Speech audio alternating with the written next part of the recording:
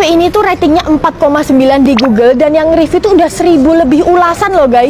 Penasaran deh Mimin, emang nggak ada missnya ya cafe ini? Jadi cafe ini tuh sedikit lagi sempurna ya guys. Mimin tuh udah lelah banget sama gimmick-gimmick cafe. Tapi kalau Kopi Insight ini beneran legit. Cafe seluas ini tiap titik tuh ada colokan buat ngumpul, meeting, nongkrong, bukanya 24 jam pula. Live music rasa konser tiap hari karena ada videotron yang gede banget, bisa nobar juga. Nah biasanya yang kayak gini kan makanannya B aja atau malah zone. Tapi kalau di Kopi Insight beda guys. Di sini Mimin nemuin bebek goreng sambal ijo selekoh ini. Sambal ijonya pedes gurih, porsinya banyak, dan bebek gorengnya pun dapat yang jumbo. Terus rice bowl-nya ini nggak bisa dianggap sepele ya. Udah dapat protein dari daging, sayur, dan telur di satu menu. Gila sih, makanannya tuh banyak, bervariatif, tapi satu pun gak ada yang gagal loh. Aneka dimsumnya ini juga meaty, padet, ala Bandung style gitu guys. Makanya dicampurin chili oil, saus, dan mayones. Buat yang bawa anak-anak bisa tuh dipesenin menu-menu pastanya. BTW kalau mau kesini saking ramenya, mending jamnya jangan kesorean guys, karena di sini sering waiting list loh. Udahlah, emang layak kok mereka dapat rate 4,9 di Google. Gak ada kurangnya cafe ini. Mimin tuh cobain slice cake-nya dan ini tuh gak kemanisan guys, malah nyoklat banget. Untuk kopi-kopinya gak usah ditanya lagi deh, mereka tuh juaranya guys. Ini sih kalian wajib cobain ya. Toiletnya aja super bersih, dan buat sobat muslimin ada musola yang luas dan bersih. Yuk guys, cobain.